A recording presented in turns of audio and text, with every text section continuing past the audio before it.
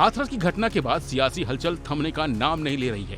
पहले ही विपक्ष बीजेपी सरकार पर सवाल खड़े कर रही थी और अब भारतीय किसान यूनियन के नेता राकेश टिकैत भी इस मामले में कूद पड़े हैं। उन्होंने कहा कि दुखद दुर्घटना है, पीड़ित परिवारों का एक ही सहारा है, उन्हें आर्थिक मदद मिलनी चाहिए। इस दौरान टिकैत ने कहा कि हमारी मांग है कि मृतकों के पीड़ित परिजनों को कम से कम 50 लाख रुपए तक का मुआवजा दिया जाना चाहिए।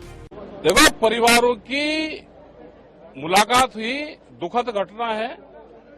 अब इसका एक ही परिवार का सहारा है कि इनको आर्थिक मदद मिलनी चाहिए। 1-2 लाख रुपए से कुछ नहीं होता।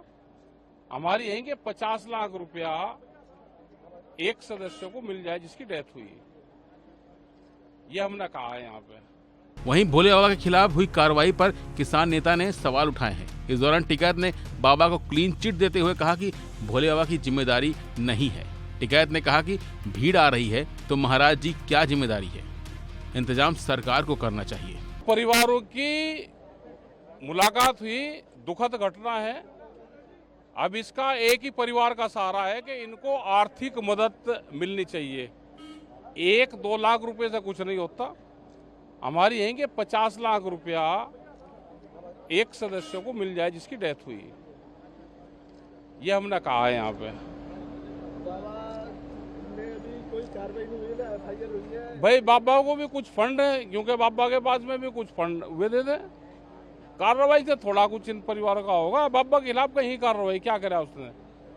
एक भीड़ है, भीड़ में एक हादसा हो गया। प्रशासन को ये सीख लेनी चाहिए और जो आयोजक कर रहे हैं उसको भी कि आगे से इस तरह की घटना ना हो। अब तो इनकी आर्थिक मदद हो जाए, वही एक बड़ी चीज। कहीं के लिए कार्रवाई करो तो जो सरकार के एजेंडे बाबा वही तो काम कर रहे हैं। उन्होंने कौन सा गलत कर दिया? भाई अयोध्या में लाखों आदमी रोज जा रहे हैं, तो एक धार्मिक जो आयोजन हो तो उसके लिए तो एक स्टॉक फोर्स बन जाए कि धार्मिक आयोजन हो रहे, उसको हम ठीक तरह से करवाएंगे। उसको जब सरकारों का धार्मिक एजेंडा है तो भीड़ तो बढ़ेगी। और ये जिस समाज से हैं, ये समाज तो भाई उन्होंने तो हिंदुत्व का एजेंडा तो लिया, ये तो बुद्धिस्ट की तरफ जा रहा था। वो तो और ठीक काम कर रहे हैं वे। इनका मुआवजा दे दो, उसी में ही है।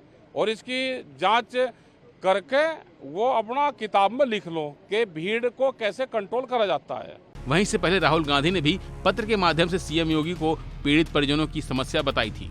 साथ ही मुआवजे की राशि बढ़ाने और उसे जल्द से जल्द दिए जाने की बात कही थी। फिलहाल हादसे में पुलिस का गिरफ्तारी अभियान जारी है। इसी क्रम में 2 और सेवादार रविवार को गिरफ्तार हुए हैं। ये घटना के बाद जनपद में ही छिपे हुए थे और अब तक इस कांड में 11 गिरफ्तारियां हो चुकी हैं। सबसे पहले 6 लोग पकड़े गए थे, जबकि शुक्रवार व शनिवार को मुख्य आरोपी सहित 3 लोग पकड़े गए थे। फिलहाल के लिए इतना ही। बाकी खबरों में अपडेट के लिए बने रहिए वन इंडिया हिंदी के साथ।